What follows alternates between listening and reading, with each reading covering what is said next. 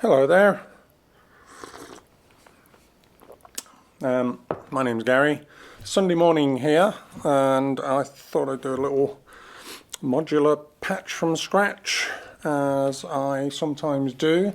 I was going to do a live this morning, but it was it's just kind of problematic sometimes setting it up quickly, whereas just getting the modular out onto this kitchen table, so to speak, is a lot easier. And so I thought I'd do a piece, and then I went, well, let's see if I can talk through the process of creating it and a little bit about my current rack. I've literally got nothing set up, patched at the moment, apart from the normal mastering, if you like, this section here, which is just going from mixers, like 3 mixers effectively, through a granulator, clouds here, into a relatively new piece. New module is the Golden Master from Endorphins, and then out into a reverb, delay, and then out to you guys, out to the audio. I'm running the recording actually from this stereo jack, and then I'm monitoring from these 2 separate stereo jacks. But other than that, nothing else is normalized, so to speak. Normalizing meaning it's normally connected, that's always connected. Oh, I've got a the Q Nexus, which you've seen me use before, little keyboard here. This has a gate trigger out, well, a clock effectively. So I do use this as master tempo into PAMs, hence this cable here, which is coming from around the back. And this drives the whole rack from this keyboard, and I've got control over the tempo. At the moment it's set to 130, and 3 MIDI tracks. So that's usually the first thing I do, is connect the MIDI up. So there's a MIDI output, and I've got 3 modules. See if we can do this without hitting loads of mics and things. I've got 3 modules that can use MIDI, and 2 of them have MIDI throughs, so that allows me to send 1 MIDI in from the Q Nexus on 3 separate channels, because it's effectively a 3-track sequencer, and then I can connect or daisy chain the other modules. So I'll go into the Endorphins Godspeed, remember this is just MIDI, across into the Disting EX, MIDI in, which is this little module next to it, and then I've got a rather long lead, I could do the shorter one, and then the MIDI out of there into the Poly Cinematic, which also takes MIDI. And then normally I have this set to 1, this to 2, and this to 3, but this one always needs resetting. So I'm just going to patch in the Poly Cinematic, which is always a nice instrument to have in a piece, just because it's effectively, you know, stereo pads or beds. So I'm just going to patch that probably across to here, so I've got control over the levels, and now I can just check on MIDI 3, because I haven't set this up yet, if that's capturing. It is capturing, but it's probably set to Omni. So let's have a look. So I'm not sure what sound it's set on. Let's set it on some like string pad. I'll adjust the volumes on the edit as well. So that's cool. I'll just do a few things on this. Annoyingly, the Poly Cinematic needs a bit of tender loving care, unlike other modules, so I've just actually turned the overall output of it up. I'll just turn the release up. No, and now I just want to check the MIDI channel. So track 3 is MIDI channel 3. I'll just start the clock here and have it running continuously. And now I'm going to just put this into record, just record a sequence on MIDI 3. That way I can adjust the MIDI receiving of this. So I think I've set it to 1, 2, 3, which is cool. And just clear that.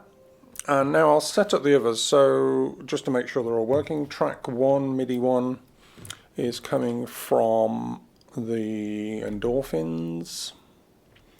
Normally, I suppose when you're patching, you don't have to fiddle with all this MIDI. I mean, the MIDI here is a nice to have, as is this extra sequencer. But normally you can just get straight into doing things, you know, like, for example, sorry, this is just a tangent. If I just wanted a kick drum, it would just literally be clock into a drum module and then the drum module output into the mixer. And, you know, it's usually pretty quick. When you're dealing with the, I'll take that out in a minute. When you're dealing with the MIDI stuff, it does need setting up just to make sure everything's working. So track 1 should be the endorphins.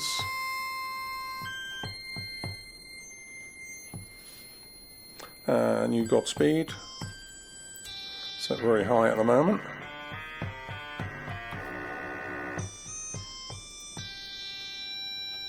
Just set it to a pure tone. Also, it's got an auto tuner built in, which is very nice. Let's go. So I've just changed it to C there, so you just press this button and it tunes it to C. So that's the new Godspeed, and then we've also got a stereo out of the disting, which I use a lot, which is currently set to MIDI channel 2. Just make sure everything's still recording. Nothing worse than you do all of this and then you go, oh, the thing cut out halfway through. The disting has got its own gain control, so I can use this stereo summer here. So just some coffee. Because it just gives me 2 extra stereo channels. And I can control the gain from here. So let's just check MIDI channel 2 is working. Yeah, I sort of have this default when it loads, it just loads in this piano sound, which I use quite a lot. And then in the menu, definitely not going to be able to see on the video, but I normally set all of the presets that I set up, particularly multi-samples, with a gain the gain available, so effectively the volume from this, because I can't adjust it here, is controlled from the gain output on the disting. So we're actually set up now, so you know, that's 3 modules. We've got the new Godspeed, I can switch to the disting, and I can switch to polycinematic, which is currently in the wrong octave.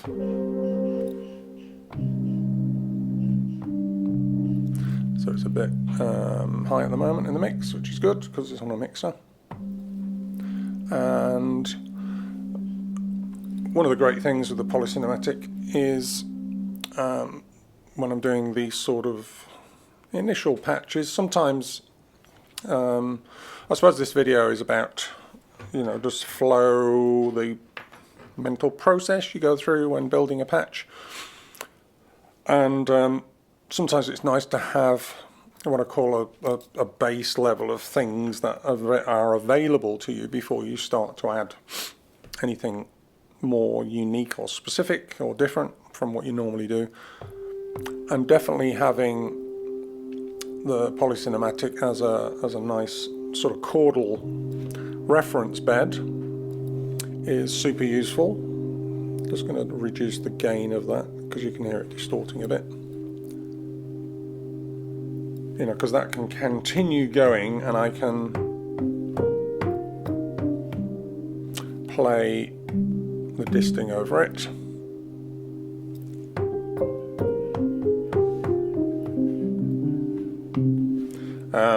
Even just to get an idea of where I might take a piece, I could record like little fragments like this. I've just put track 2, MIDI 2 into record,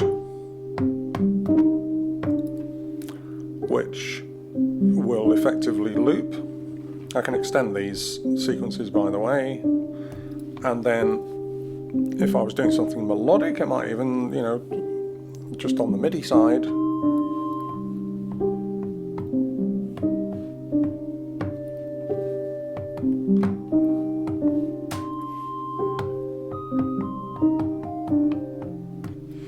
I've got this, you probably noticed, it's set to a octave switching mode.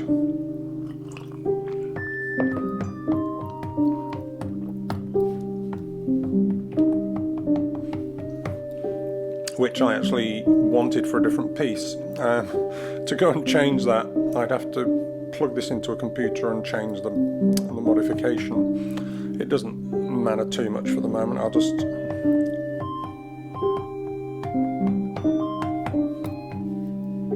if you see that, I'm not doing anything to switch the octaves, it's doing it by itself.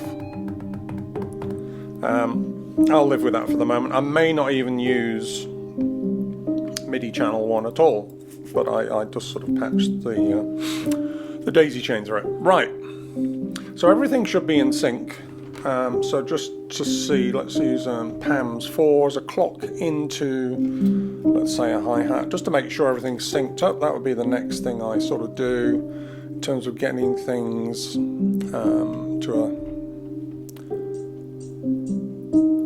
to a bass level before I start to do all the other sequencing.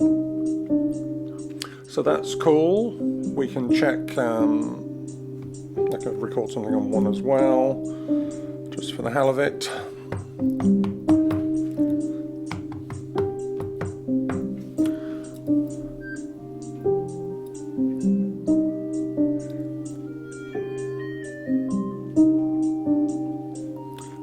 Quite like the way it's switching octaves, to be honest.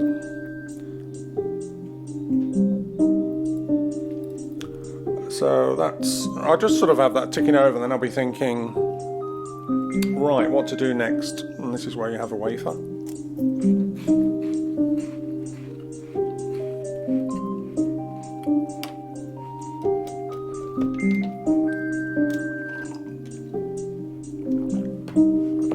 So what I'm doing here is patching in the 2 sequences on the left side here. I've got Octone, which is a roto sequencer. I just patched it into the clock out, the expanded clock out from PAMS, so you can see that ticking over. And I also normally have the Cosmos Quenser patched in, so a 1-time clock to the Cosmos Quenser and a 2-time clock excuse me, to the Octone.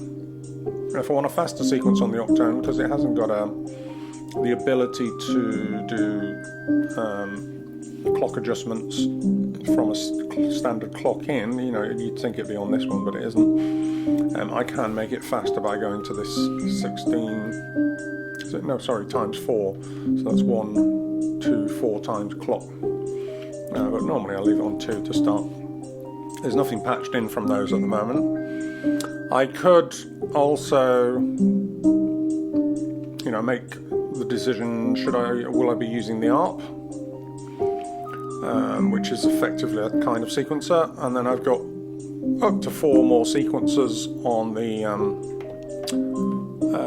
2 Ornament and Crime here, which, you know, it's got everything from drum sequencing, Euclid X, to probabilistic melodies, to fixed sequences. These are all sort of my bass level starts. Other sequences I could use, of course, are from LFOs, going through a filter which takes out certain aspects of them. So I've got and of course PAMS itself has got some lovely, semi-random tuned clocks, so you can set, excuse me, a clock. You can set one of the outputs if you like, or all of them, to an LFO random, and then you can tune it, and you can also then apply some conditions to it, if that makes sense. So lots of sequencing possibilities, but usually when I'm starting, I'll go for, you know, a simple sequence. So let's just kill the piano for the moment, and then I'll start to think, right, let's use the octone in just standard step mode into an instrument, just to see what sort of bass level sequence. I think I even do that before the drums. I've only got the hi-hat here as a bit of a tempo guide. So this, I suppose at this point, make sure we're still recording, at this point we are starting. Yeah, I know I've got this bed going in the background and a hi-hat click, but now I'm thinking, right, what's this piece gonna be? So I could go, is it going to be an ambient piece, you know, really broad genre? Is it ambient? Is it going to be a EDM dancey type thing, heavy industrial thing like that at the other end of the spectrum, I suppose? Is it going to be a Berlin style thing? Old retro synths, analog synths and that sort of thing? Is it going to be perhaps something 90s, 80s, you know, very decade-based? Is it going to be semi-classical, you know? Is it going to have that sort of feel to it? You know, the classical layers and structures. So the list sort of goes on. So one thing I do sometimes is just, you know, also an area I often end up falling into is the sort of minimalist Steve Reich, Philip Glassy type stuff, just because they're repetitive. The repetitive nature of their works sort of is sort of natural to the sort of sequencing I use. So let's just try good old Surface.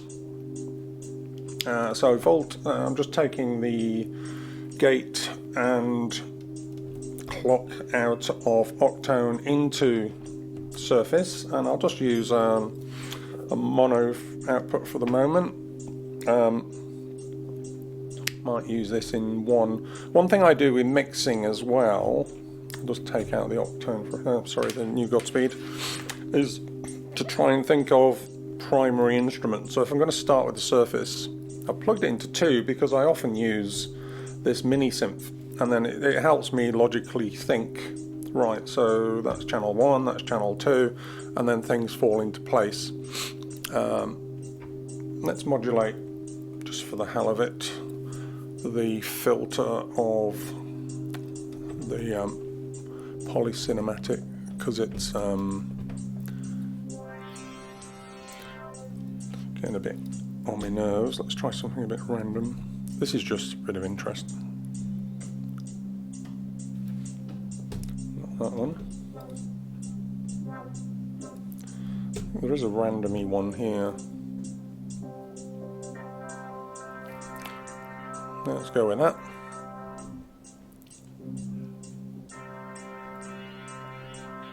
So that's not clock based, that's just purely this this Oct Duo 2 modules here.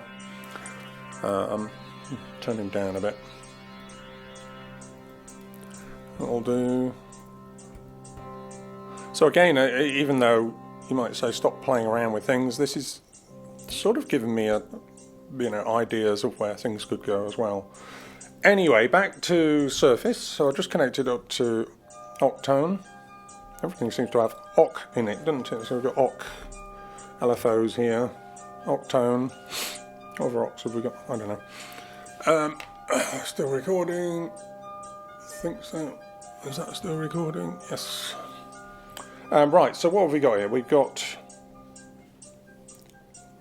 something very sort of Japanesey. I think octone is set to like pentatonic minor. Thankfully it's sort of in tune with the bed. And, you know, I can tune this, I can go, right, I think we want to be a bit lower. Yeah, let's have it as a sort of jumping around bassy sequence, so one step.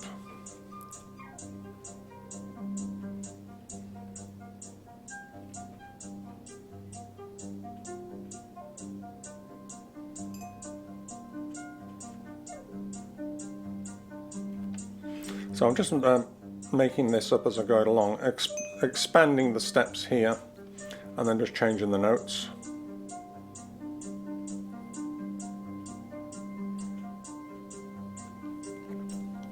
Hi-hat will become annoying after a while. Sometimes it's if you do add a rhythmic element like the hi-hat, it's nice to remove it occasionally. And then panning. I've actually got the panning the wrong way around on my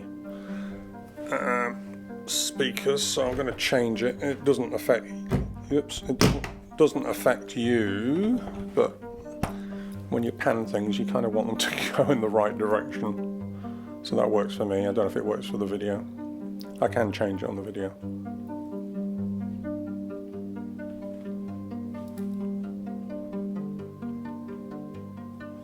So that's nice, a little 5-step sequence. I can already introduce, just to make sure that this delay is in time, I can adjust that. I think it was set to 126, so it might not be quite right. Just adjust the timing.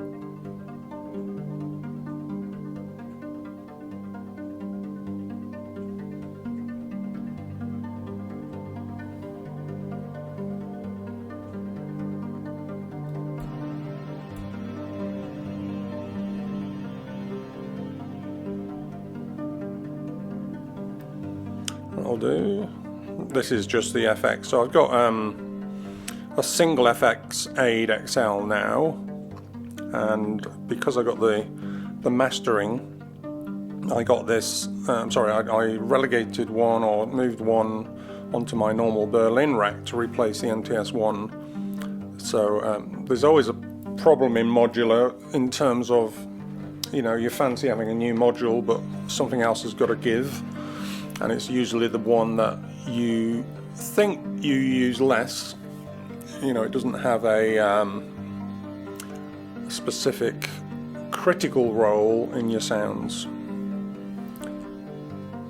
So let's just get rid of polycinematic for a second. How are we doing with this? So that might be nice to go for something more organic. So we've got surface.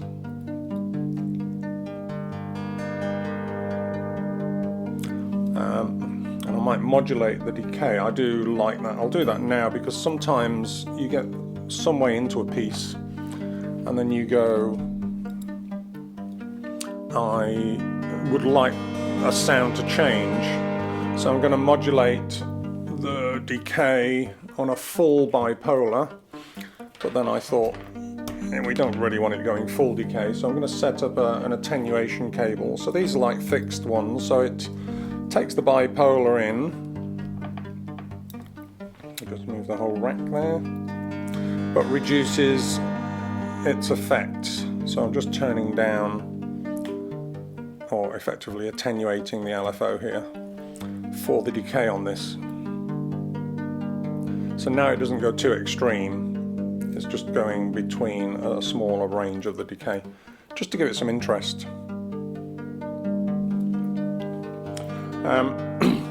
The other thing I'm thinking of as well is, obviously when you set up a patch you're thinking, right, how's this going to perform?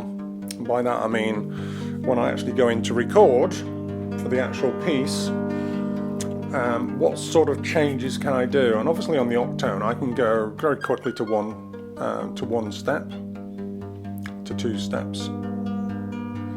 I can, obviously the decay is being a bit controlled now by the LFO, but on the sequence I can go sort of,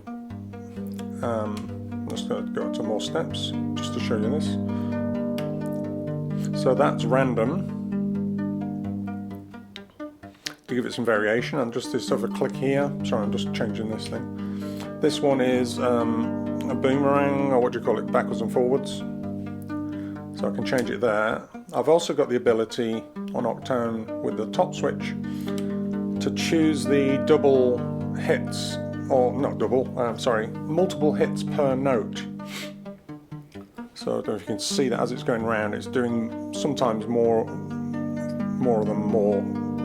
steps. So for example, if I switch into this mode and press that button, I can choose, like on that step, I want it to hit 3 times. Now when I go back to that,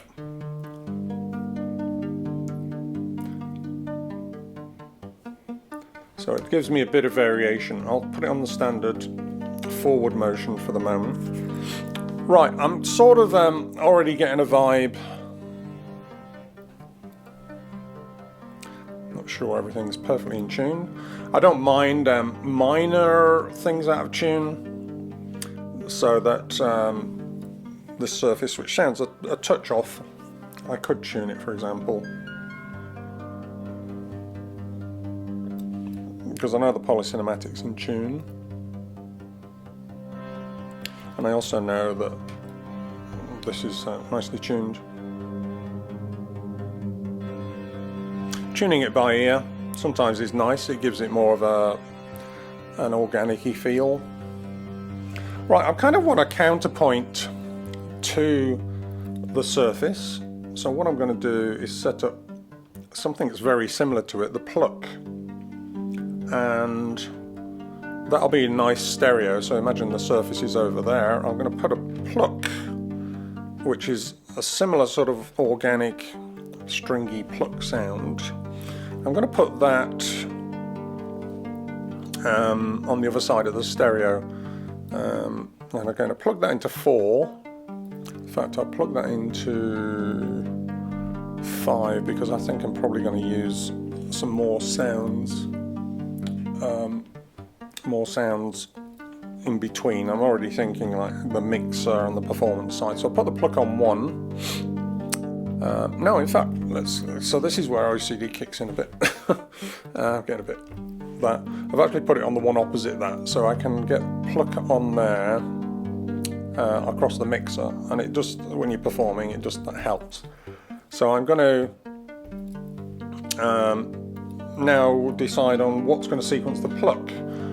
I could probably, let's go for a probabilistic melody. So I'm going to use the Ornament and Crime, which is just these. The reason I've got 2 of them is that I use them a lot in patches, just because they can do everything, and it frees up other sequences or even the ARP here. So I'm just going to use the probabilistic melody, going to the Volt octave. From there, I'm going to need to trigger the Ornament and Crime to play a note. So I'm going to actually use one of these stackable leads because I know I've got to also trigger pluck. So I've already pre-thinking this, and then I just need to decide on what sort of trigger I want. I'm going to set, it's just set to 4 at the moment, all the clock.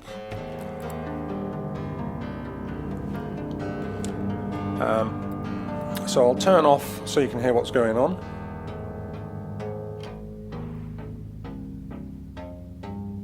So we're getting a probabilistic melody here over a low range. If I increase the range, we'll get more higher notes, which is kind of what I want. I'm going to go up to 4 octave range. And I also want to tune it. So what I'm going to do is very quickly just make it C only. So I'm going through the scale here. You probably won't see any of this, so that's cool. I've just gone through the scale and said I only want C's. That way I can sort of set up a an obvious C note, or like the pads. I know this is playing like a C, and you can hear it's a bit sharp. So I can adjust the pluck here.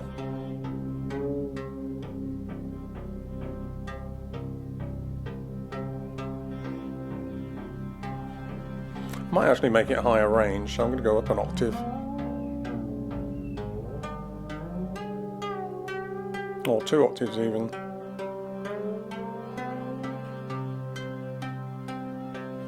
Let's see if it works with the surface. Remember, the pluck's only playing a C at the moment. I can, during a performance,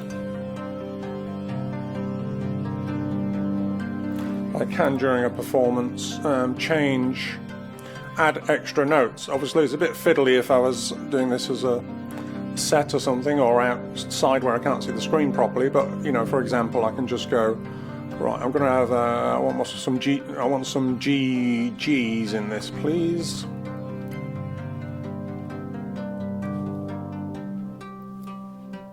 So it's now playing a G. I can go, right, let's have some A flats.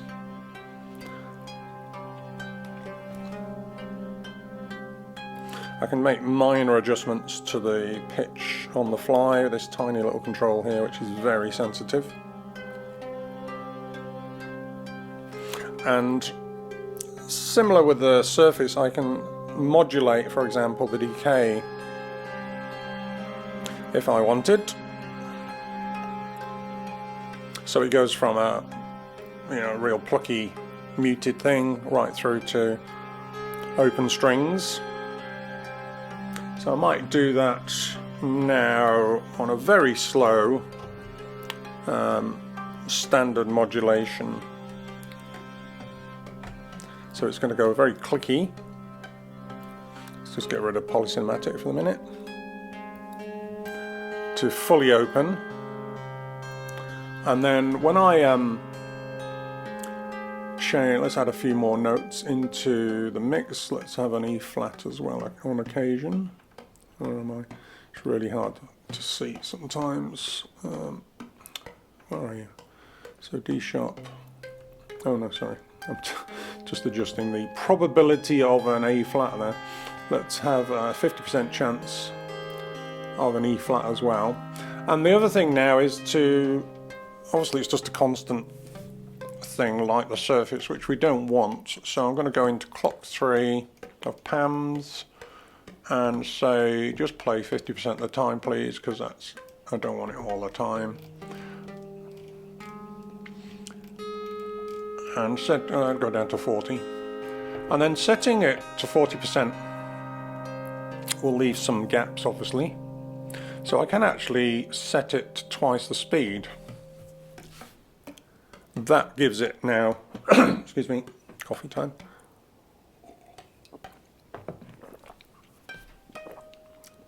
Gives it a much more almost humanistic feel, like someone's plucking strings. See what it sounds like with the surface.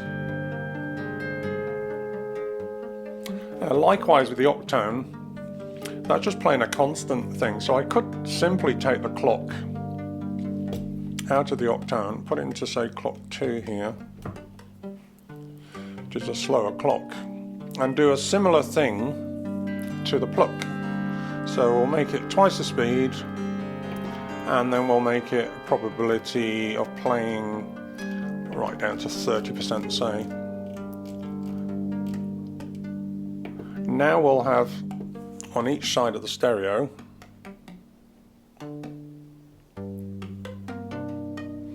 two sort of organic-y sounding string things being plucked. I'm going to open the surface a bit more. It might be too busy, so I'm going to set both clocks to 1. Whoops. And this is where, you know, when you're just making stuff up on the fly, this is a patch from scratch, you're not quite sure where a piece is going to go.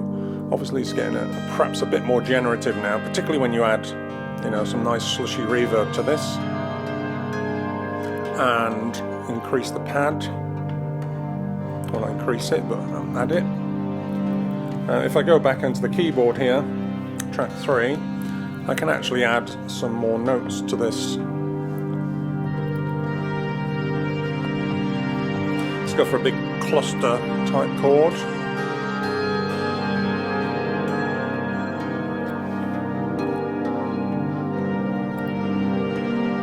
And let's, it's very loud, that pad, so let's turn it down. Can't hear the, so one thing you do with this is, let's go back to,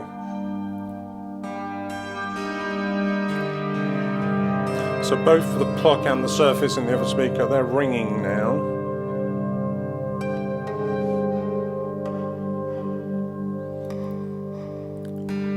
So we got a bit of a echo on, is that coming from there? No.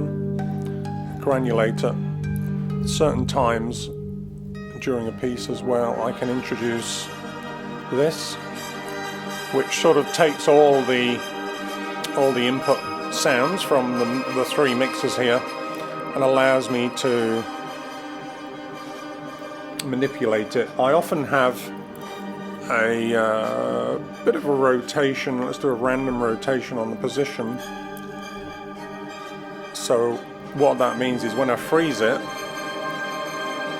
so what you're hearing here of course is just that previous mix, this, just the two plucked instruments frozen. So I freeze it, you won't hear it until I turn up the mix. And then I'm also modulating the position, so it's going to move around. Perhaps if I do it on a standard bipolar, it will move around the frozen section. And then I can bring that back in. The actual bring the real mix in.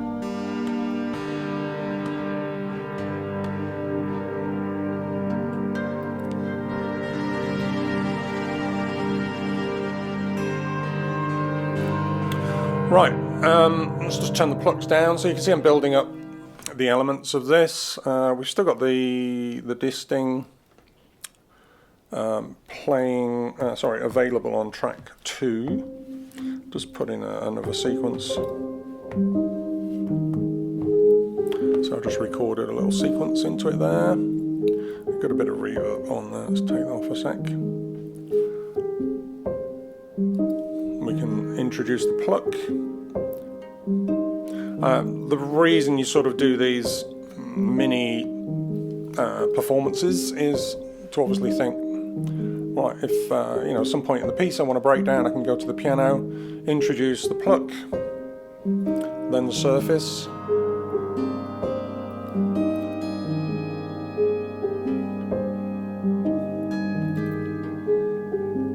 and then perhaps introduce the polycinematic. What I'm thinking of doing the polycinematic actually is rather than pads, because there's a lot of pad stuff going on already, I'm going to trigger it so that I can play a chord and it will be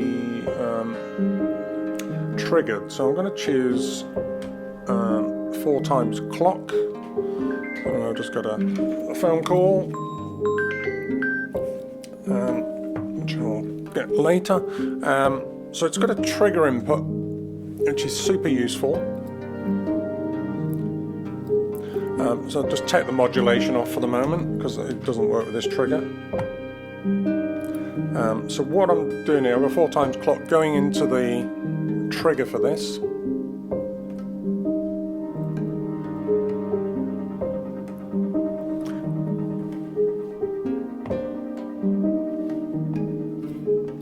I may have a sequence going, so let's just clear that.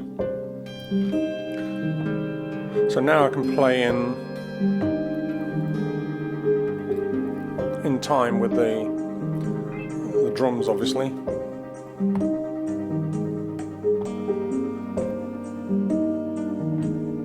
That gives me some live control over the chordal sort of procedural thing. The chordal procedure, it sounds very convoluted. That just gives me control over where I want the chordal bass to be.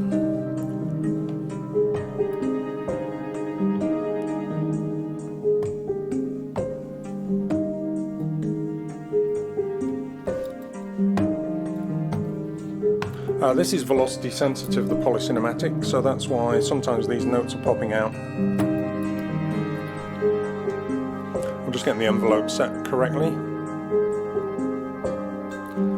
So one thing I can do with the polycinematic as well is put it through a VCA. So I'm going to take the output, so I'm just going to use one output, into a VCA and have that fading in and out, that chordal thing. I could do this as a stereo VCA actually, but let's just, so audio in, back out again, use the red one so I can keep an eye on what's going on. So what I'm doing here is I want that fast chordal thing to fade in and out, so I put it through this VCA, which has got a couple of controls. That's without it being modulated, that's just a straight through. I'm running it in mono, so I'm not sure what difference that will make. And then I just need to modulate the VCA so it brings it in and out. So a nice slow, perhaps a unipolar, slowish one.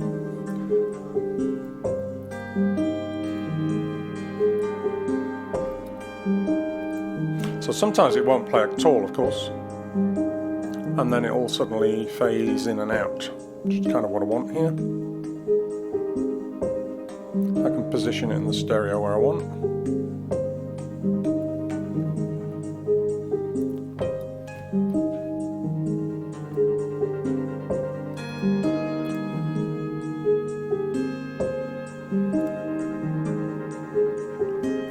Right, drums. I'm going to use my usual Euclidean. It's interesting that pluck, when it goes full, when the dampening's full off, muted, it sounds like a little kind of ethnic drum, which is cool. So what am I doing? Right, I'm doing standard clock into this Euclid X here, and then I'm going to take a couple of outputs. So the first one I'm going to have as a kick drum or something deeper. It's currently set to a 3 within an 8, so 8 steps, and then it's going to choose 3. If I change that to like 5, it will give a slightly off rhythm but keep it interesting. And then the second, because there's 2 trigger outputs of this Euclidean, I'm going to choose, it's currently 13/16, which kind of might work. Let's change it to 11 so there's less of them, and I'm going to increase the decay of the hi-hat and perhaps change the sound. Let's see if there's anything else I can have. That'll do. That'll work nice with the delay when I bring it in.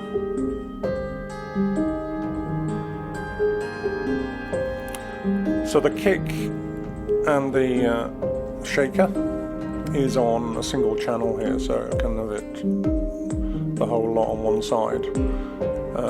I could introduce the drum too and have drums in stereo, just for the moment though, I just want it, that'll do.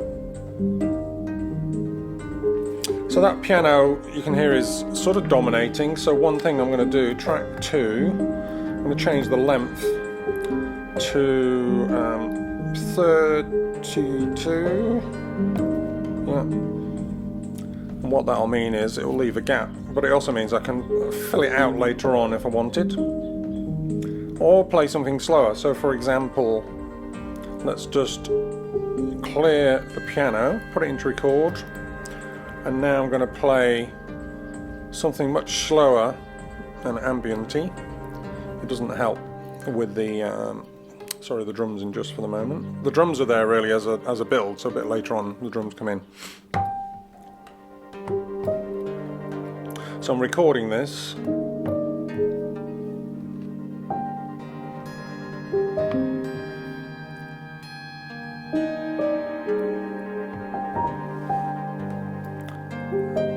Take it out, record. Go into the track 3. Let's see if we can change the chords. So I can just go for, on the polycinematic, like a single note. It's part of a build.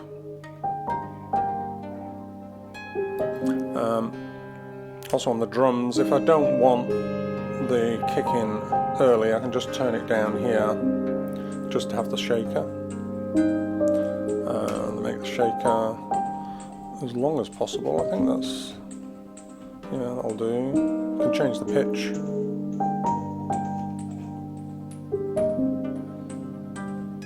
I'll change the sound again. I don't know if there's what other things we've got available. That seems more appropriate. It's standing out a bit by itself.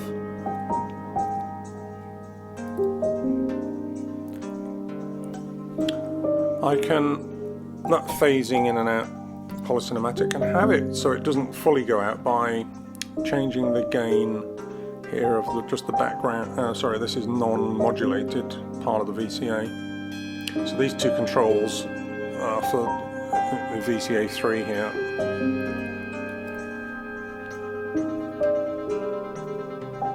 I can also shorten it dramatically and also change the sound, something more squarey in octaves.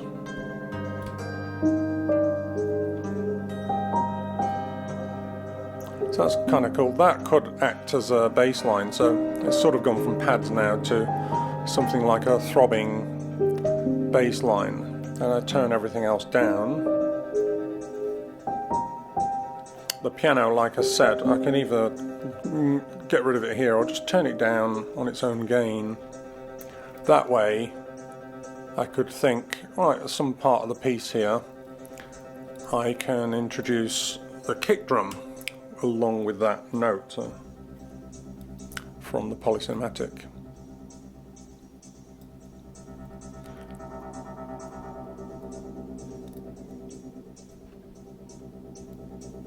Just finding the best sound for like a low sequencer note.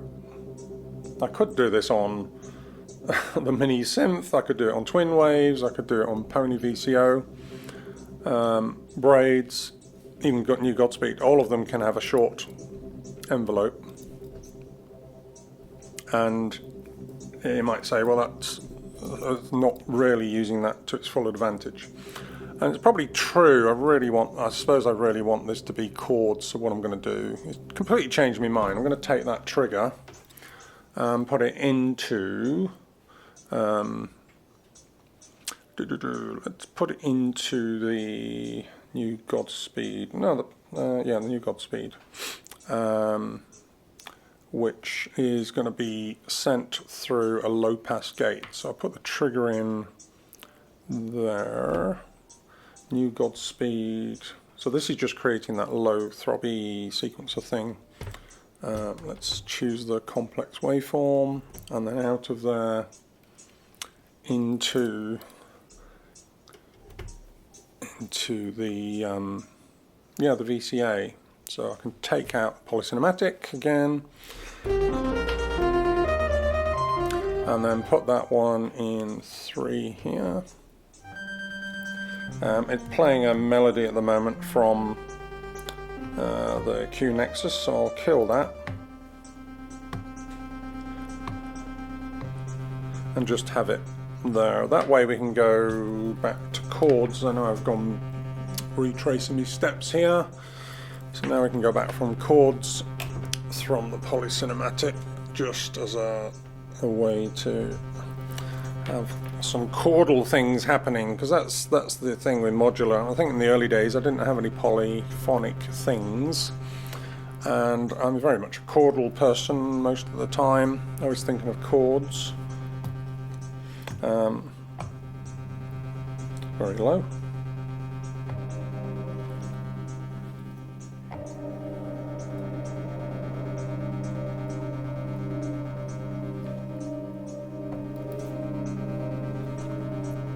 Just getting the right tone here.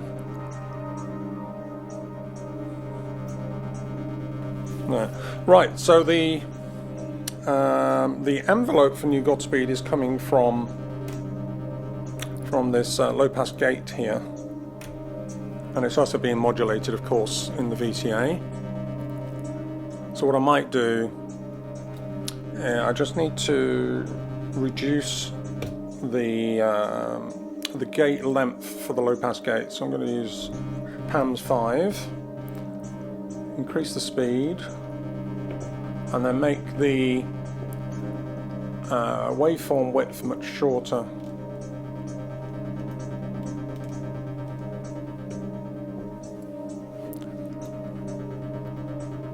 Put it in the middle, see what it sounds like with a kick, because that's be a crucial component later.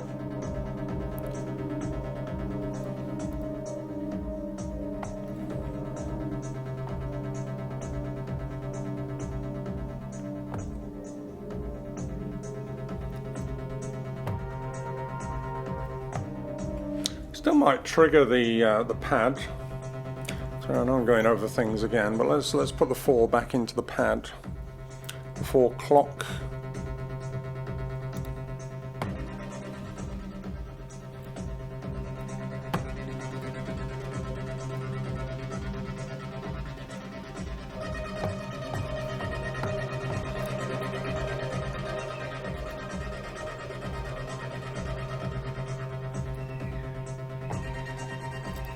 So now I can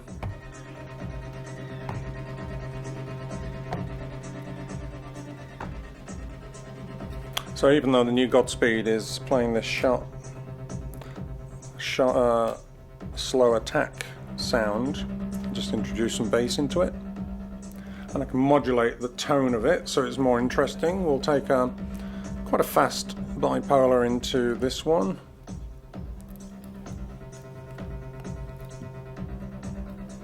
That'll sound nice with delay, of course, as with the drums, just a little bit.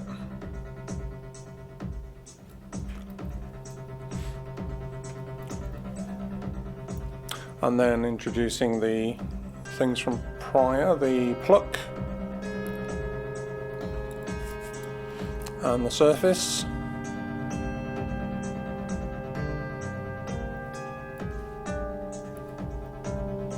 So I can increase like the rate of the hi-hats just by changing the Euclidean.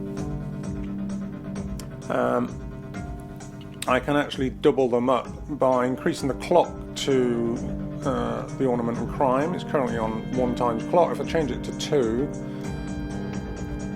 we end up with double the hi-hats and I double the kick, which I didn't want, so I'll just reduce the kick to something syncopated but less hits. And then I can also make the hi-hats interesting by doing a 16/15 Euclidean.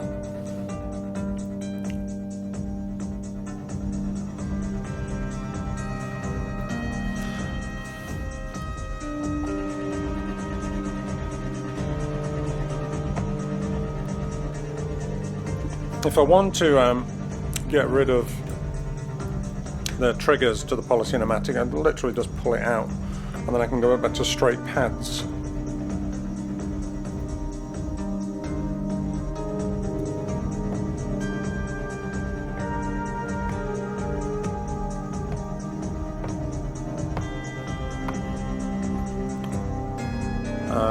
Right, so we've got quite a lot of elements in there at the moment.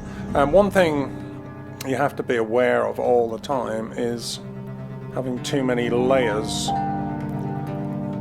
So in other words, you keep introducing things because you think, you know, that's what it's about, just more and more stuff, and then it ends up being a soup, a muddy soup. And that was one of the reasons I got this, which is quite important for me, the mastering solution down here. Let's get these leads out of the way. I'm not going to strap any of them for the moment. So let's pull in, for example, like the bass elements. Let's just go. So when things kick off, and we've got this going, without the piano, go away piano, and perhaps even without the reverb or anything. So we've got like a bass sequence there, which I can make shorter. So this mastering solution here, without going into detail because there's loads of YouTubes on it, is effectively an EQ, so I can turn up the bass frequency, the mids and the highs. But the most important part of it is the mode switch. So the second mode is a compressor, multiband compressor, which can compress the lows, mids and highs separately. So what you'd normally do with this, you'd press on like the low compression, and that would keep that kick and the bass sound, for example, make it a bit bigger, under some kind of control. So it's not going to get super loud, and I can show you what I mean. If I keep turning the drums up now, they're not going to get super loud, they're going to eventually start to just be saturated by the compressor. So you see, in other words, the range of the volume previously would have been dramatic, now it's being controlled. What it allows you to do is turn things up like the bass, and then rely on this, the compressor here, to make sure it doesn't overpower the mix. And it's very subtle. Often you'd have the mid quite high compression, and then the highs also quite high compression, the bass frequencies a bit lower. And it also allows you to compensate for any bass loss by going back to the equalizer mode. Remember, there's equalizer, multiband, and then a stereo imaging. But back on I can turn the bass up now and have it much more punchy without killing the track. So let's introduce like the pads, and you can see the pads now are not really fighting. They've got a place to live.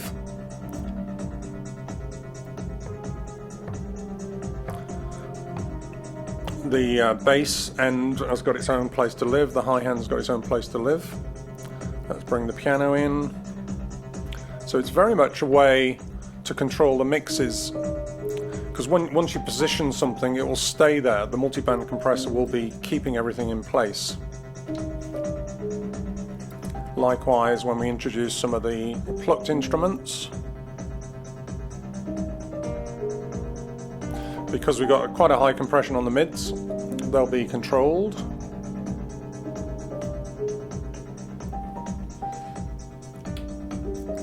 Just drop the octave for the new Godspeed.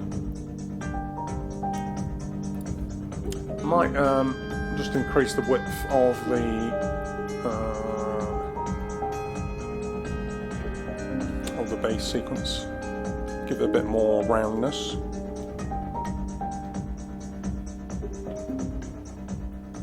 So that's why I got this. I don't know if it's evident to most people's ears, but because the bass is being handled by this slight compression,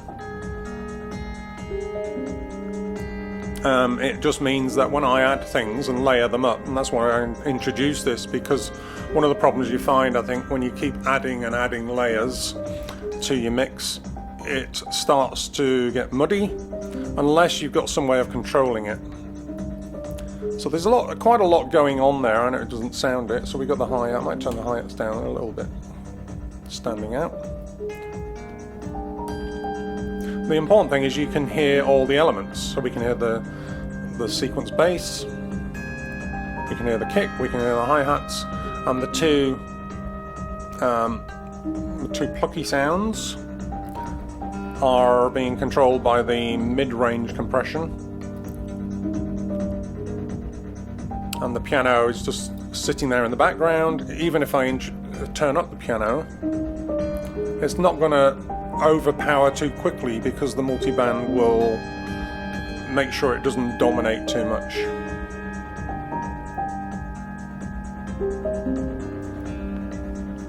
And let's bring so now when I bring the pads in, just make sure I'm on the right one.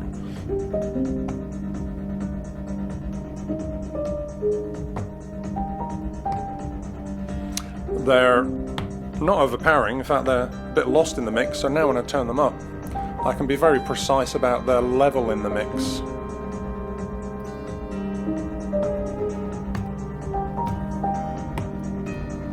Oh, let's just put a full sustain on, so I'll just have a pad underneath.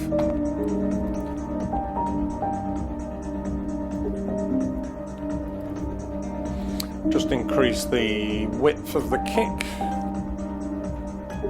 if it's got any width. I might even change the sound of the kick.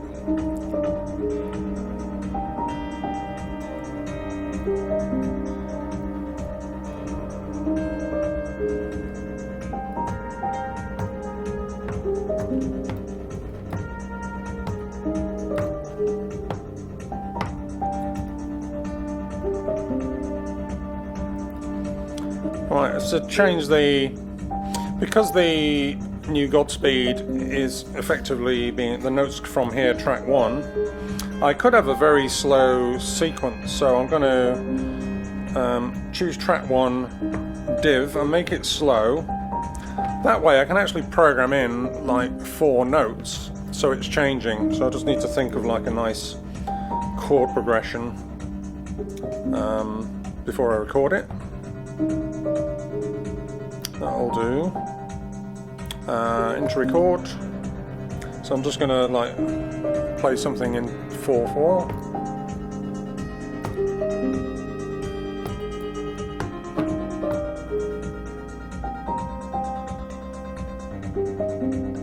And because it's changing the octaves, it's sounding kind of cool, which is kind of what I want. And breakdown wise, you know, I can get rid of the piano. I might actually just get rid of the whole thing.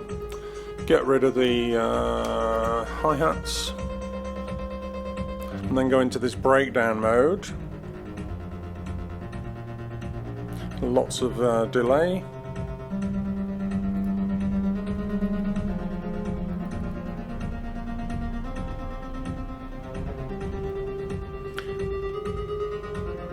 Just experimenting with the sound on the new Godspeed for something that might work.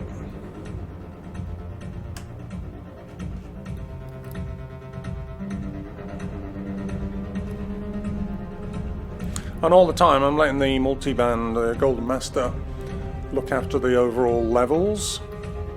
I could even, for this type of thing, the granulator comes in handy. If I just grab a part of it and then introduce that, you can end up with some very nice, almost orchestral, it sounds like orchestral hits and things. So that's full frozen mode, and the position, as I sort of said earlier, is being moved around. So that's great, because I can sort of, and I've explained this before, I can completely change the mix while that's playing, and then just reintroduce, for example, something different. It's almost like a transition tool. So we went from the drums to something completely different. We'll have, what's the pad going? Need to actually be on the pad MIDI.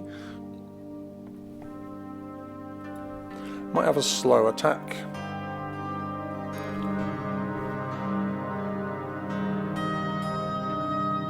And then lots of sloshy reverb in this bit.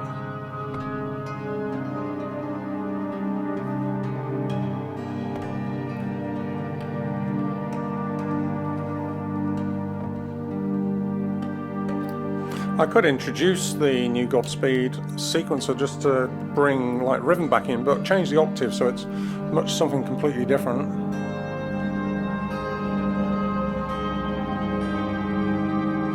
So much higher in the pitch.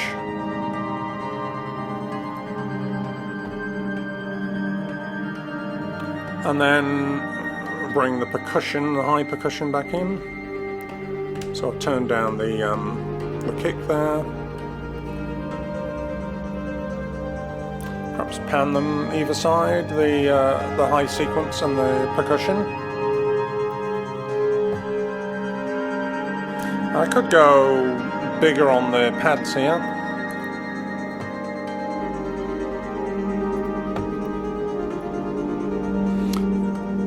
I'm constantly changing the filter So the cutoff here, I could do manually as well, of course. That way when I change chords, I can manually open the filter up.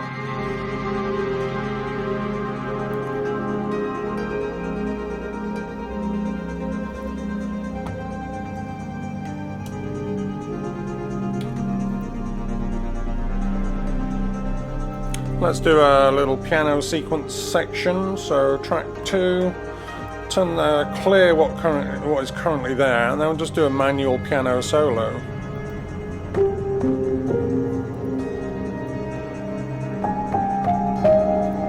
A little too much gain there.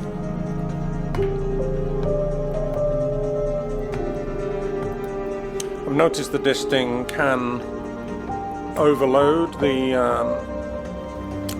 it's the mixer input.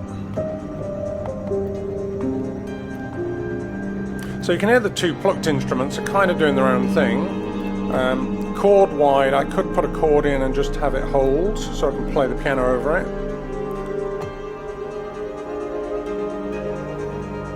So there's an A flat, back to the piano.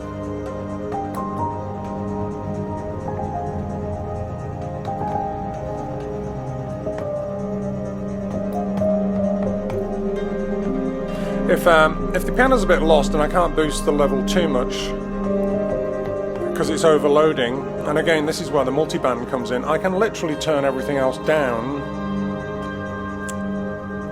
so that it gives it space to breathe.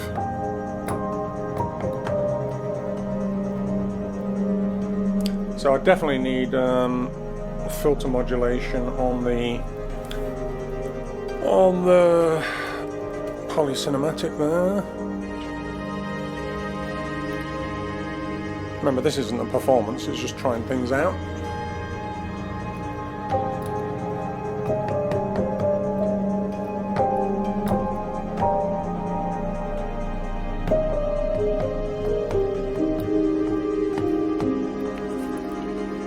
And cold coffee now.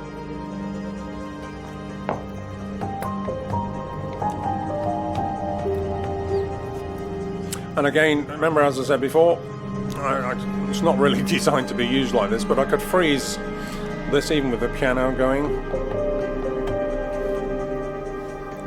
And that allows me to introduce this granulator. And then while that's doing its thing, and it's still modulating, I can, for example, let's bring the kick back in. Get rid of the excuse me, get rid of all the paddy type things, and then when I go back to the live mix, it's probably should be much more drum orientated. Still have the piano going.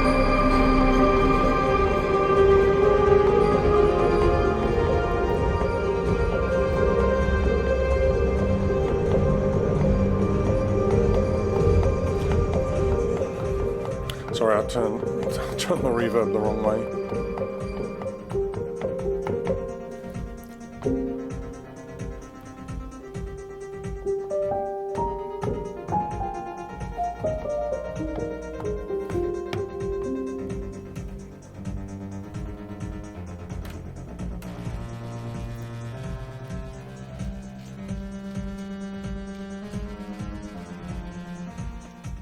Not the best sound, I mean the best bass sound. So even at this point, let's turn the delay off a second, I might go, right, if I just want, you know, this bass drum hi-hat bass sound, so rather than having the new Godspeed do all of that, I could go, actually I want something much more analogy, which is where the mini synth would come in, so that I'd take what are we on MIDI on that one, so need to decide what would sequence this, but just for the moment I could actually put CV in here, but just for the moment I'll take something from Cosmos Quenser, which is sat here all sad by itself. So CV into there, gate into there, and then we'll take the mini synth output into channel 1, so this is going to be the big 1. So that might be a better bass line than, not in tune of course.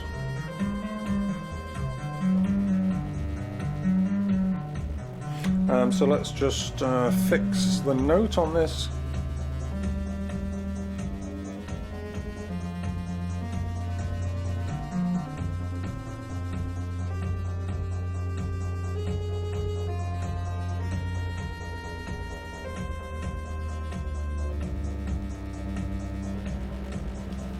Not sure if that's the right C, but it's got a much more traditional bass thing going on. Let's change the bass drum sound to something more thuddy. And again, you can still hear the multiband controlling all of this, because I'm not really changing the levels that drastically, but it's the relationship between the bass, the kick and the bass. Just want to see if that is actually tuned properly. It may not be. And check the scale. I don't want to go into the Cosmos Quincer scales and things for the moment.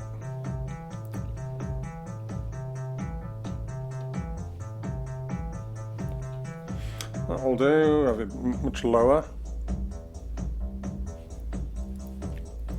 A little bit of reverb, a little bit of delay. So that's now getting there. I'll use the new Godspeed as I did when I came out of this transition, as much more of a high sequence. So I'm going to perhaps have it more in that range, so it's not interfering with the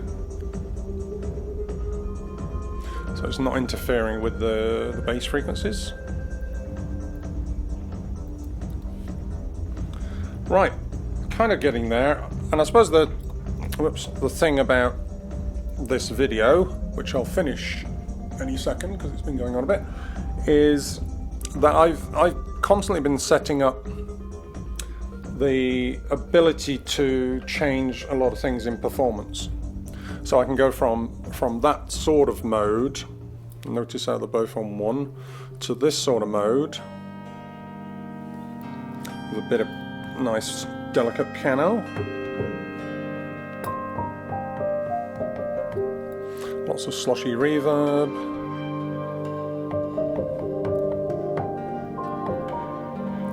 And again, I've got control over the chordal nature as well as these solos. I can now go into the chords.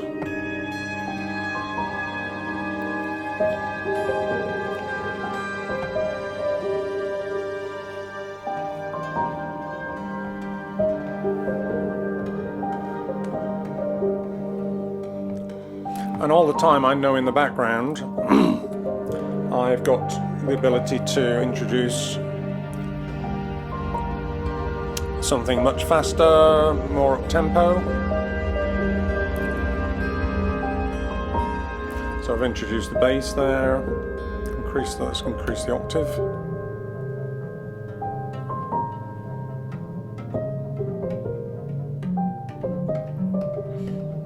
I could even do that sort of tangerine dreamy Phaedra thing by tuning on the fly.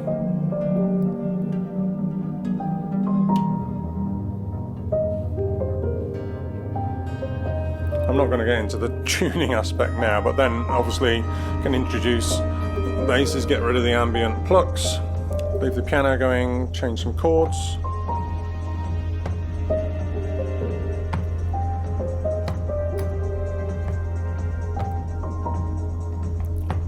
I've forgotten modulating the filter, which is not great if you're doing a chordal thing and then the chord drops out.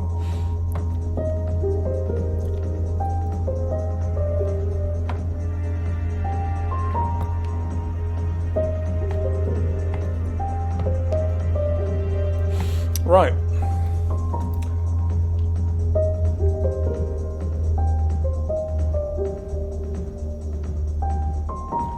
Sorry, I'm getting stuck on the...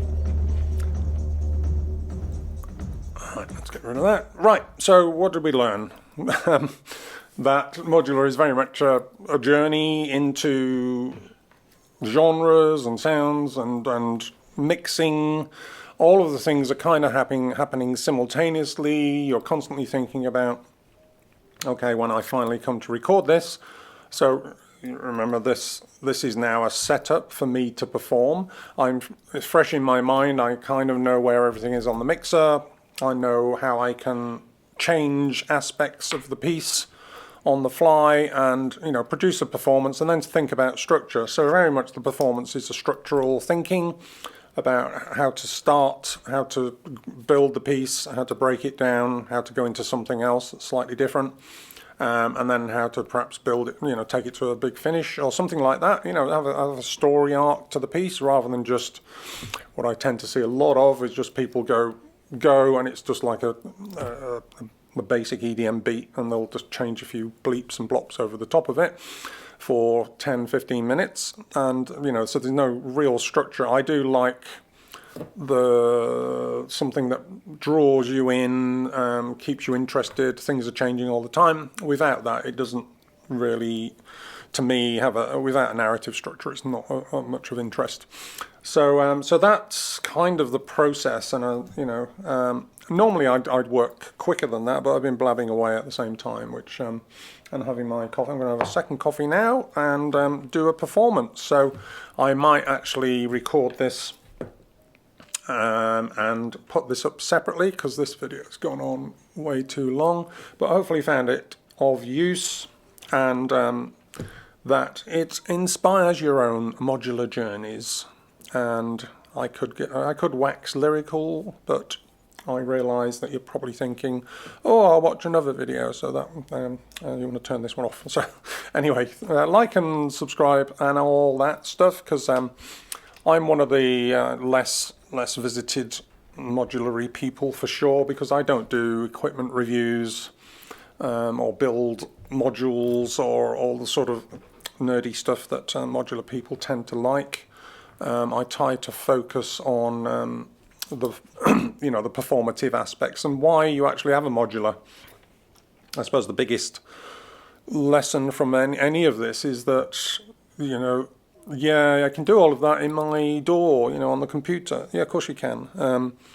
But actually then coming to perform live on a DAW is an absolute nightmare. Even with a ton of controllers, you haven't got the granularity, excuse the pun, of being able to just go, right, I'm going to break it all down now and I'm going to completely change the sequence over here simultaneously. I'm going to add some different chords. I'm going to change the key.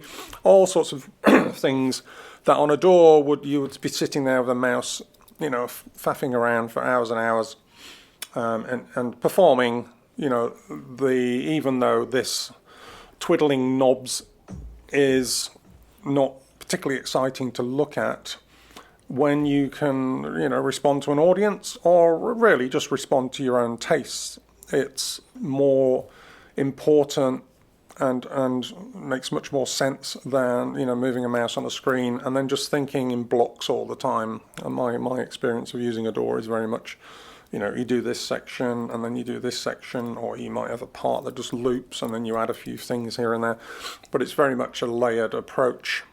Not in real time. This is all about real time building, changing, manipulating and things. Anyway, thanks for listening. Goodbye.